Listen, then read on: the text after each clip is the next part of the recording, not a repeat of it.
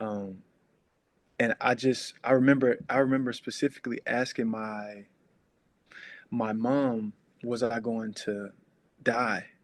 At this time, it was just my mom, my sister, and I going through this process because my father had deployed to Iraq for as a civilian, as like a government worker. He was just trying to.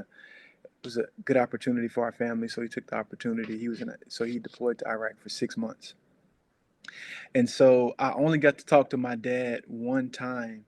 I think it was one time, maybe twice throughout that whole process, and it was really scary. And so I remember asking my mom, like, "Mom, am I going to die?" I just didn't.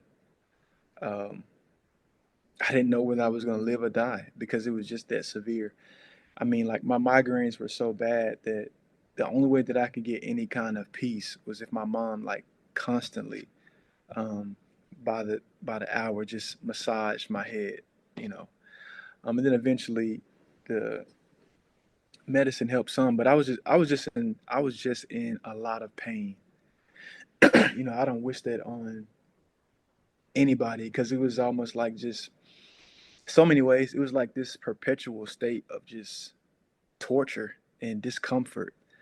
And I remember asking my mom, was I going to die? And I just really felt like Jesus spoke to my heart and he told me that I wasn't, that he had more for my life, um and that I would overcome this. And that was one of the first times in my life where I felt like I had encountered God's voice in a very personal way.